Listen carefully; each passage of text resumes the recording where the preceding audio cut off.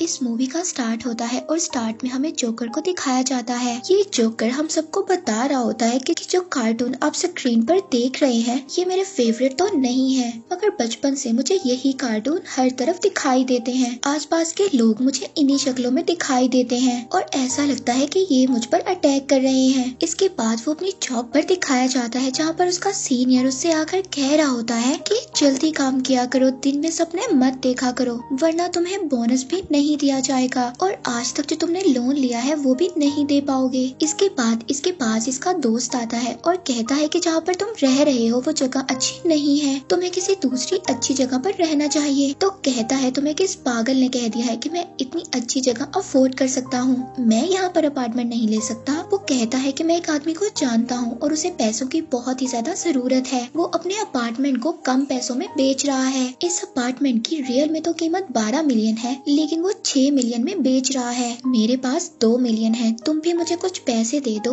और हम मिलकर उस अपार्टमेंट को खरीद लेते हैं और हमें अच्छा खासा मुनाफा होगा बाद में। अब ये कहता है कि मैं ऐसा नहीं कर सकता, मेरी मदर मुझ पर गुस्सा होंगी। वो कहता है कि तुम्हारी मॉम तो कई सालों से कोमा में है, वो जागेंगी तो गुस्सा होंगी ना। इसे इस बात पर काफी ज्यादा गुस्सा आता है और इस सीन में हमें ये भी दिखाया जाता है ये एक नर्स को लाइक करता है। वो नर्स उसी हॉस्पिटल में रहती है जहाँ पर इसकी मदर एडमिट है। इसके बाद हमें हॉस्पिटल का सीन दिखाया जाता है जहाँ पर उस नर्स को बहुत ज्यादा लोग तंग कर रहे होते हैं और ये कुछ भी नहीं कर सकता क्योंकि ये तो कोई काम भी नहीं कर सकता, ये तो उसको बचा भी नहीं सकता और साथ ही साथ इसे अपनी मदर के मेडिकल बिल्स भी देने हैं जिसकी वजह से ये काफी ज्यादा परेशान रहता है। आखिरकार इतनी ज्यादा परेशानियों के बाद ये उस प्लॉट को बेचने का सोच लेता है। अब ये अपने दोस्त से बात करता है और कहता है कि मैं अपना प्लॉट बेचना चाहता हूँ जो कि मेरी मदर के नाम पर है और मैं चाहता हूँ कि हम दोनों मिलकर उस प्लॉट को खरीदें जो तुम कह रहे थे। इसका दोस्त आ जाता है हॉस्पिटल और ये लोग डॉक्यूमेंट्स पर साइन भी करवा लेते हैं। वहाँ पर कुछ डॉक्यूमेंट्स होते हैं जो कि इंग्लिश लैंग्वेज में होते हैं। ये कहता है कि मैं इन डॉक्यूमेंट्स को पढ़ना चाहता हूँ। वो कहते हैं कि ये डॉक्यूमेंट्स इंग्लिश लैंग्वेज में है, तुम इनको कैसे पढ़ सकते हो। एक डॉक्यूमेंट को तो ये पढ़ने की भी कोशिश करता है लेकिन वो इससे जल्दी जल्दी वो डॉक्यूमेंट ले लेते हैं। इसके बाद वहाँ पर एक आदमी आता है जिसको इसने पहले कभी नहीं देखा था।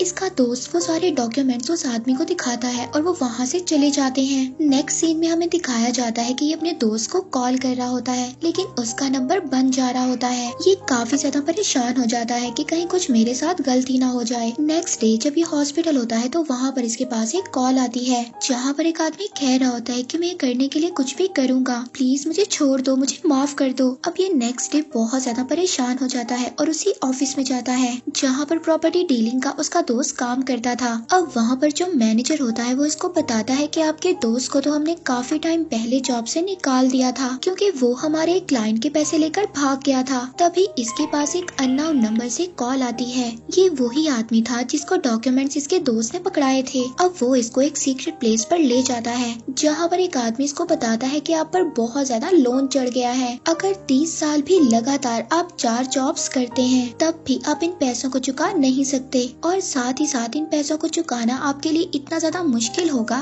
कि आप अपनी मदर के बिल्स भी नहीं दे पाएंगे। एक्चुअली ये सारा कर्जा इसके दोस्त पर था मगर इसके दोस्त ने धोखे से ऐसे डॉक्यूमेंट्स पर साइन करवा लिए थे जिस पर ये लिखा हुआ था कि अगर वो ये कर्जा नहीं दे पाता तो बाकी का कर्जा ये अदा करेगा। अब वो आदमी इससे कहता है कि आपका दोस्त तो ये कर्जा अदा नहीं कर सकता तो आपको ही ये सारा कर्जा देना होगा जिसे देने के लिए तुम्हें 30 साल तक मेहनत करना पड़ेगी। इसके बाद वो इससे कहता है कि सच बताऊं तुम काफी ज्यादा लकी हो, मुझे जेलसी हो रही है। वो कहता है कि तुम बिल्कुल ठीक टाइम पर हो, एक डेस्टिनी शिप रेडी है। डेस्टिनी का मतलब होता है किस्मत और वो बताता है कि यहाँ पर तुम अपनी लक को आजमा सकते हो। वो ऐसे कि तुम इस शिप में जाकर गेम को खेलो, अगर तुम गेम जीत जाते हो तो तुम्हारा सारा का सारा कर्जा माफ हो जाएगा। इसके बाद वो इसको 1 मिनट का सोचने का टाइम देता है और कहता है कि तुम सोच लो, या तो तुम गेम खेलोगे और सारा कर्जा माफ करवा लोगे या फिर 30 साल तक मेहनत करोगे कर्जे को अदा करने के लिए।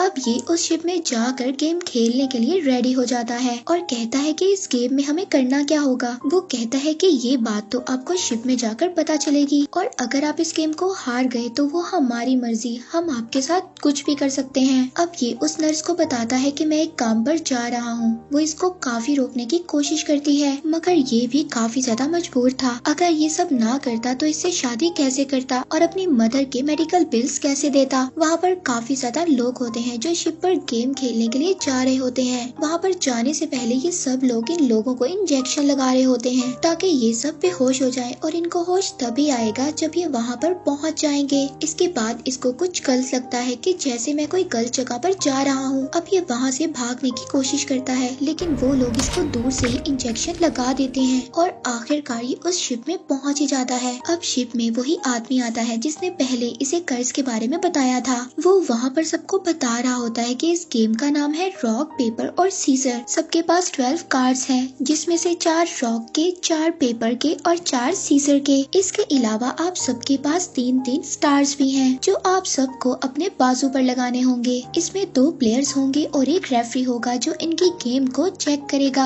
अब इस गेम को समझने के लिए कुछ रूल्स आपको भी पता होने चाहिए। वो ये है कि जिसके पास सीजर होगा उसका कार्ड पेपर वाले पर भारी होगा क्योंकि सीजर पेपर को काट सकती है। और इसी तरह सेकंड कंडीशन में आप लोगों को समझना होगा कि जिसके पास सीजर है और दूसरे के पास रॉक है तो रॉक पर सीजर वाले पर भारी पड़ेगा। तो यहाँ पर रॉक वाला जीतेगा क्योंकि रॉक तो सीजर को भी तोड़ सकती है। और अब चले इसकी थर्ड और लास्ट कंडीशन भी समझ लेते हैं। वो ये है कि अगर एक के पास हो पेपर और दूसरे के पास हो रॉक तो कौन जीतेगा। इसमें पेपर वाला जीत जाएगा क्योंकि पेपर तो रॉक को भी रैप कर देता है। जो जीतेगा उसको एक स्टार मिल जाएगा और साथ ही उसका कार्ड डिपॉजिट कर लिया जाएगा वहाँ पर पड़े बॉक्स में। अब ये आदमी इनको ये भी बताता है कि अगर आप लोगों को लास्ट में जीतना है तो आप लोगों के पास 3 स्टार्स होने चाहिए और साथ ही साथ आपके सारे कार्ड डिपॉजिट्स भी हो चुके हों, जिसने सारे कार्ड्स खेल लिए हों। इसके बाद ही आप यहाँ से जिंदा बचकर निकल सकते हैं, अदरवाइज आपके साथ कुछ ऐसा होगा कि आप सोच भी नहीं सकते। वो इन सबको डरा रहा था। ये गेम है 4 घंटे की। इसके बाद इस गेम को स्टार्ट कर दिया जाता है। यहाँ पर सभी लोग दुनिया के अलग अलग कोनों से आए थे और एक दूसरे की जुबान को समझने के लिए वो अपने कानों में ऑपरेटर्स लगाते हैं। तभी इस जोकर के पास, जिसका नाम केसी है, जो इस मूवी का मेन कैरेक्टर है, इसके पास एक आदमी आता है और इससे पूछता है कि क्या आप चाइना से हो। वो इसको कहता है कि क्या तुम्हें पता है कि यहाँ पर इतने ज्यादा कैमरे क्यों लगे हुए हैं, क्योंकि बहुत सारे लोग हमें ऊपर से देख रहे हैं और इन लोगों ने हमारे पर बेट भी लगाई हुई है और पता है कि अगर हम हार जाएंगे तो ये लोग हमारे साथ कितना बुरा सलूक करेंगे। वो कहता है कि हमें जीत कर यहाँ से जिंदा जाना होगा। केसी कहता है कि कौन पागल है जो यहाँ से नहीं जाना चाहता, तुम अभी मेरे सारे कार्ड्स ले लो, मैं यहाँ से चला जाऊंगा, क्योंकि जिसके पास 3 स्टार्स हो और कार्ड भी कोई ना हो तो वो यहाँ से जा सकता है। तभी वो आदमी कहता है कि यही तो बात है, सभी यहाँ पर लालची हैं। वो कहता है कि अगर 2 लोगों के सेम कार्ड्स हों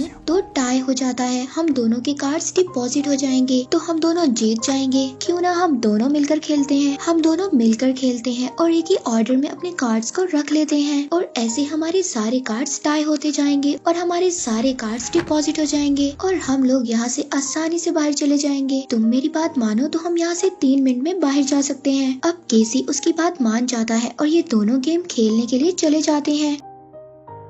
स्टार्ट में तो केसी जो कार्ड रखता है वो ही कार्ड वो आदमी रखता है और जब लास्ट कार्ड आता है तो केसी कुछ और रखता है और वो आदमी कुछ और रखता है और वो आदमी जीत जाता है। इस तरह से वो केसी का 1 स्टार वो बंदा ले लेता है क्योंकि हारने वाले का स्टार जीतने वाले को दे दिया जाता है। वो केसी से कहता है कि यार मुझसे गलती हो गई, मैंने कार्ड्स की अलग अरेंजमेंट रख दी थी, लेकिन अब जब हम खेलेंगे ना तो तुम सीजर रख देना और मैं पेपर रख दूंगा और इस तरह से तुम जीत जाओगे और ये तुम्हारा स्टार तुम्हें वापस मिल जाएगा। अब केसी दोबारा से इसकी बातों में आ जाता है और ये दोनों दोबारा से गेम खेलना शुरू कर देते हैं और एंड पे उसके कहने के मुताबिक ये सीजर ही रखता है और उस आदमी ने तो पेपर रखना था, लेकिन वो रख देता है रॉक और वो दोबारा से जीत जाता है और केसी का दूसरा स्टार भी उसको दे दिया जाता है। यानी कि उस आदमी ने फिर से केसी को धोखा दे दिया था। केसी कहता है कि ये चीटर है, लेकिन कोई भी आदमी उसकी बात नहीं सुनता। वो कहता है कि तुम्हें पता नहीं है कि जिस आदमी ने रूल रूल्स बताए थे उसने ये बात बताई थी कि आप गेम को जैसे मर्जी खेल सकते हैं, और उसने ये तो नहीं कहा था कि कोई भी चीटिंग नहीं कर सकता। ये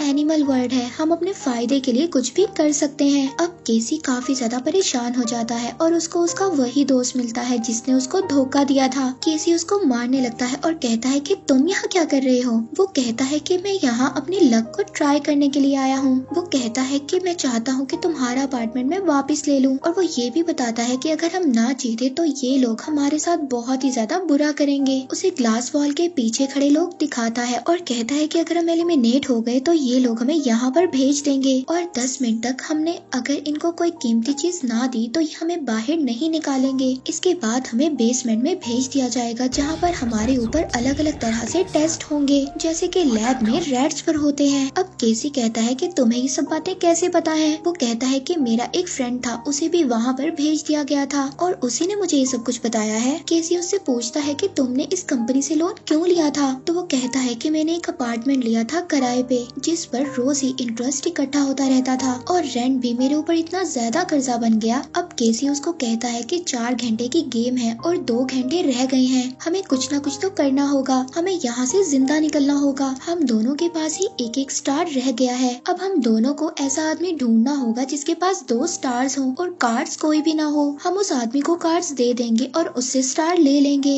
उसका दोस्त कहता है कि हाँ, एक ऐसा आदमी है और मैं उसको जानता हूँ। अब ये लोग जाकर उससे बात करते हैं। वो पहले तो बात नहीं मानता, लेकिन बाद में ये लोग उसको समझाते हैं कि हमसे कार्ड ले लो, फारिग बैठने से तो अच्छा है कि तुम कुछ ना कुछ खेल लोगे और बेसमेंट में तो नहीं जाओगे ना। अब ये आदमी इनकी बात मान जाता है, लेकिन वो आदमी काफी ज्यादा धोखेबाज था। वो इनके कार्ड्स को चुरा लेता है और दूसरे आदमी के साथ जाकर गेम को स्टार्ट कर देता है, और तो और वो इस गेम में इनका कार्ड भी हार जाता है और अपना एक स्टार भी दूसरे आदमी को देना पड़ जाता है। अब ये लोग उस आदमी को काफी ज्यादा मारते हैं और उसे कहते हैं कि तुमने ऐसा क्यों किया। वो आदमी कहता है कि मुझे माफ कर दो, मुझे बचा लो, मैंने बेसमेंट में नहीं जाना, मेरी एक बेटी भी है। इस बात पर केसी को उस पर तरस आ जाता है, जबकि केसी का दोस्त उसको कहता है कि हम तुम्हें क्यों छोड़े, तुमने हमारा कार्ड चोरी किया था। कहता है कि मैंने तो चोरी नहीं किया, मुझे तो शक हो गया था। आप लोगों के पास 4 सीजर्स थी और 2 पेपर्स थे, आप लोगों के कार्ड्स बैलेंस नहीं थे। यहाँ पर सब लोग अपने कार्ड्स को बैलेंस रखते हैं। अब केसी अपने माइंड में सोचता है कि यहाँ पर सब लोग अपने कार्ड्स को बैलेंस रखते हैं,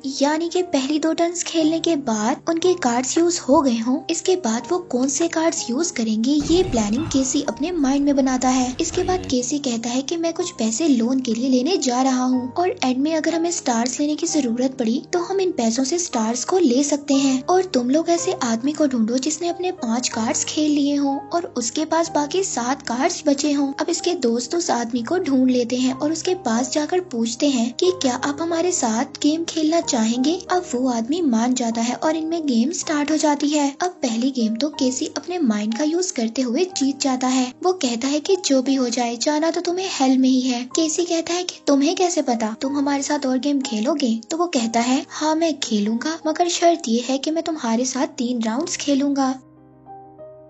अब ये लोग दोबारा गेम खेलते हैं। पहले राउंड में केसी गेम हार जाता है तो उसके दोस्त उसको मना करते हैं और कहते हैं कि अगले 2 राउंड्स मत खेलो, मगर केसी कहता है कि उसे तो ऐसा लग रहा है कि मैंने अपने कार्ड्स बैलेंस किए हुए हैं, जबकि मेरे कार्ड्स बैलेंस नहीं है। अब केसी दोबारा से अपने माइंड को यूज करता है और उससे 2 राउंड्स जीत जाता है। अब वहाँ पर वो आदमी आ जाता है जो इन सबको रूल्स एक्सप्लेन करता है और वो आकर कहता है कि शायद आप लोगों को मेरे रूल्स की समझ नहीं आई थी। मैंने कहा था कि यहाँ से वही आदमी बाहर जा सकता है जिसके पास 3 स्टार्स हो और 12 कार्ड्स हो और उन्होंने खेल लिए हों। फिर वो एक आदमी को उठाता है और बताता है कि इस आदमी ने अपने 3 कार्ड्स को फ्लैश आउट कर दिया था टॉयलेट में। शायद आप लोगों को ये लगता है कि हम आप लोगों को देख नहीं रहे। वो उस आदमी को गन से शूट कर देता है और कहता है कि हर उस आदमी की यही सजा होगी जो हमें चीट करने की कोशिश करेगा। अब ये तीनों लोग यहाँ पर काफी ज्यादा परेशान हो जाते हैं कि ये तो लोगों को मार भी सकते हैं और सोचने लगते हैं कि एंड पे हमारे पास कौन से कार्ड्स होने चाहिए जो हम लोगों को जितवा सकते हैं। तो केसी इनको बताता है कि रॉक का कार्ड ऐसा है जिनसे हम जीत सकते हैं, क्योंकि मुझे लगता है कि ज्यादातर लोग सीजर और पेपर का कार्ड यूज करते हैं, तो एंड पर पेपर्स के कार्ड खत्म हो जाएंगे तो हम रॉक का कार्ड यूज करेंगे और आगे किसी के पास पेपर का कार्ड नहीं होगा हमें डिफीट करने के लिए, और इस तरह हम जीत जाएंगे। अब जो पैसे इन्होंने लोन लिए थे वो लोगों को देकर इनको कहते हैं कि वो इनके लिए रॉक रॉक्स के कार्ड को इकट्ठा करें। अब इन लोगों के पास 30 रॉक्स के कार्ड हो जाते हैं, 2 सीजर के और 4 पेपर के कार्ड्स हो जाते हैं। अब ये अपने दोस्तों से कहता है कि तुमने ध्यान रखना है, आहिस्ता आहिस्ता पेपर के कार्ड्स खत्म हो रहे होंगे। जब तुम्हें लगे कि पेपर्स के कार्ड खत्म होने लगे हैं तो तब हमारी टर्न आएगी और हम रॉक के कार्ड को लेकर मैदान में उतरेंगे। दूसरी तरफ ग्लासेस वाला दोस्त केसी से पूछता है कि जब भी मैं तुम्हारे से 8 बर्थडे के बारे में पूछता हूँ तुम मुझे बताते नहीं हो कि आखिर क्या हुआ था तुम्हारी बर्थडे पर। केसी बताता है कि मेरी 8 बर्थडे पर मेरी मदर और मेरे फादर को लोगों ने मार दिया था और टीवी पर वो कार्टून्स चल रहे थे कि जब भी मैं परेशान होता हूँ मुझे आसपास दिखाई देते हैं। तभी इनका मोटा दोस्त इनके पास आता है और कहता है कि तुमने तो कहा था कि पेपर के कार्ड्स खत्म हो जाएंगे, लेकिन यहाँ पर तो उल्टा चल रहा है, सीजर्स वाले कार्ड खत्म हो रहे हैं। अब इनका प्लान उल्टा चल रहा था।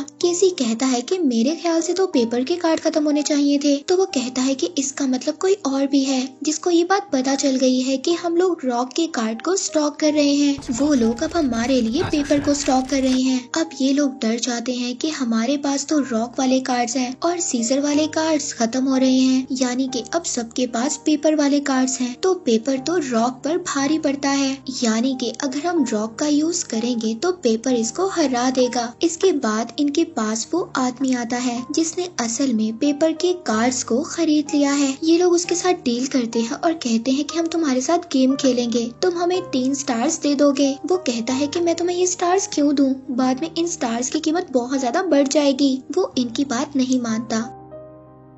इसके बाद ये लोग डिसाइड करते हैं कि एक राउंड में एक ही स्टार मिलेगा। अब ये लोग मिलकर गेम खेलते हैं। उस आदमी को ये तो पता था कि इनके पास ज्यादा सारे रॉक के कार्ड्स हैं, तो वो बड़ा चालाक बनकर पेपर का कार्ड यूज करता है। तब केसी उसको बताता है कि मैं इतना भी पागल नहीं हूँ, तुम्हें लगा कि मेरे पास सारे के सारे रॉक के कार्ड्स हैं, बल्कि मैंने तो सीजर के कार्ड्स भी अपने पास रखे हुए थे। जब वो आदमी पेपर का कार्ड यूज करता है तो केसी यहाँ से सीजर का कार्ड यूज कर जीत जाता है। अब केसी उस आदमी के पास जाता है और उसको कहता है कि तुम हमारी टीम में क्यों नहीं शामिल हो जाते। वो कहता है कि तुम मुझे $1000 दे दो और मैं तुम्हें अपने सारे कार्ड्स दे दूंगा। तो केसी कहता है कि नहीं, तुम मुझे $1000 दो तो मैं तुम्हारे सारे कार्ड्स ले लूंगा। वो कहता है कि मैं ऐसा क्यों करूं, मैं चाहूँ तो ये कार्ड्स मैं बाकी लोगों को बेच सकता हूँ। तो केसी कहता है कि अगर ऐसी बात है तो मैं सबको बता दूंगा कि तुम्हारे पास कौन कौन से कार्ड्स हैं, वैसे ही जैसे तुम्हारे दूसरे दोस्तों ने बता दिया है कि तुम्हारे पास कौन कौन से कार्ड्स हैं, और ऐसे दूसरे लोगों को हराना मेरे लिए बहुत ही इजी हो जाएगा।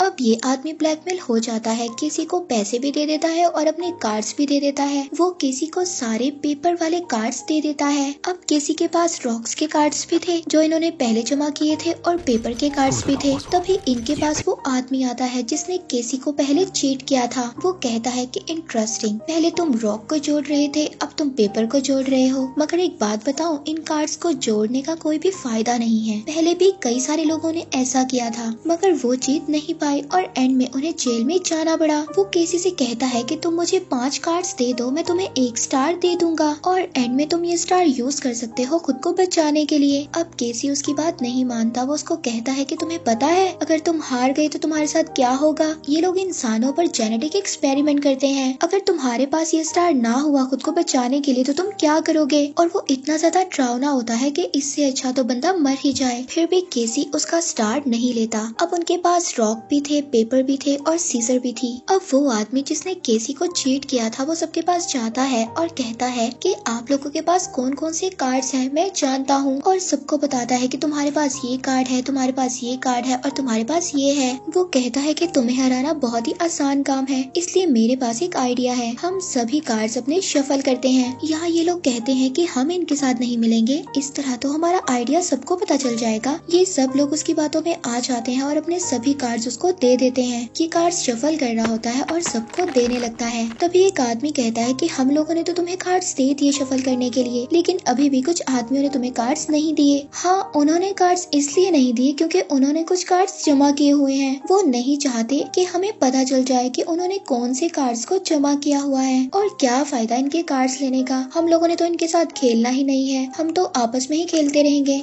यानी कि इन लोगों ने आपस में ही एक ग्रुप बना लिया था। अब केसी की बात इन सबके सामने खुल गई थी कि इन लोगों ने कार्ड्स को जमा किया हुआ है। इसके बाद केसी के साथ कोई भी ना खेलता, इसीलिए वो लोग भी इनके ग्रुप में आ जाते हैं और कहते हैं कि हम भी आप लोगों के साथ कार्ड्स को शफल करेंगे। अब ये आदमी सबके कार्ड्स शफल कर कर उनके हाथों में पकड़ाता है, मगर जब केसी के कार्ड्स की बारी आती है तो उनको जमीन पर फेंक देता है। यही आदमी जो सबको चीट कर रहा होता है एक आदमी से कहता है कि मेरे साथ खेलो, मगर वो आदमी इसके साथ खेल नहीं रहा होता। फिर केसी आता है और कहता है कि तुम मेरे साथ खेलो। ये चीट करने वाला आदमी उससे कहता है कि तुम केसी के साथ खेलोगे, इसके पास तो इतने ज्यादा कार्ड्स हैं, ये तुम्हें आराम से हरा देगा। अब ये चीटिंग वाला आदमी केसी के पास आता है और उसको बातों बातों में बताता है तुम्हारे पास सारे पेपर्स के कार्ड्स हैं। केसी कहता है कि तुम्हें कैसे पता कि मेरे पास सारे पेपर के कार्ड्स हैं? तो केसी उसको कहता है कि अगर मेरे पास सारे पेपर्स के कार्ड्स हैं तो तुम्हारे पास जरूर रॉक्स के कार्ड्स होंगे मुझे हराने के लिए। दूसरा आदमी तो भी फौरन बोलता है कि हाँ, इसने अभी मुझे हराया है और मुझसे रॉक का कार्ड लिया है। अब केसी सबको बताता है कि जब मैं न्यू इस गेम में आया था तो इसने मुझे चीटिंग कर कर हराया था। उसके बाद भी ये मेरे पास आया था कुछ कार्ड्स मांगने के लिए, मगर जब मैंने इसको नहीं दिए तो इसने सबसे कहा कार्ड्स को रीशफल करने के लिए। और तो और रीशफल करते हुए भी इसने मेरे साथ चीटिंग की। इसने मुझे सारे के सारे पेपर्स पकड़ा दिए और खुद सारे के सारे रॉक्स रख लिए ताकि ये आसानी से मुझे हरा सके। वो कहता है कि मैं ऐसा क्यों करूंगा, जब मैंने सबको कार्ड्स दिए थे तो सबको पता है कि मैंने कार्ड्स को उल्टा रखा हुआ था, और अगर ऐसा हुआ भी है कि मैंने सभी कार्ड्स रॉक के रख लिए हैं तो मुझे क्या पता कि किस किस के पास सीजर के कार्ड्स हैं। अब सीजर वाला रॉक्स वाले को हरा भी तो सकता है। तभी केसी कहता है कि हो सकता है कि तुमने सीजर वाले कार्ड्स पर कोई ना कोई निशानी लगा ली हो। अब वो बंदा जिसके पास सीजर वाला कार्ड होता है वो अपने कार्ड को देखता है तो उसके कार्ड पर निशानी लगी होती है, और यहाँ पर सबको पता चल जाता है कि इस आदमी ने रिशफलिंग के दौरान सबसे चीटिंग की है। अब ये आदमी किसी के कान में कहता है ऐसे तो तुम सबको बता रहे हो कि किसके पास कौन कौन सा कार्ड है, तो ये लोग हमारे साथ कैसे खेलेंगे? केसी कहता है कि मैं तुम्हारे साथ गेम खेलूंगा और हम इस गेम को ब्लाइंड ही खेलेंगे। मैं अपने सभी कार्ड्स को नीचे उल्टा कर रख दूंगा और फिर जो तुम कहोगे मैं उसी कार्ड को उठाऊंगा। अब ये तो किसी के साथ ऐसी ब्लाइंडली गेम नहीं खेलता, पर बाकी लोग ये गेम इसके साथ खेलते हैं। अब इस आदमी के साथ तो कोई भी गेम नहीं खेलता, मगर केसी के साथ सभी लोग गेम खेलते हैं और इसके साथ उनके जीतने के चांसेस ज्यादा थे। और उस चीटिंग वाले आदमी के साथ कोई भी नहीं खेल रहा होता, वो सबके साथ चीख चीख कर कह रहा होता है कि मेरे साथ गेम खेलो। अब केसी उसके पास जाकर कहता है कि तुम मेरे साथ गेम खेल लो। पहले तो वो नहीं मानता,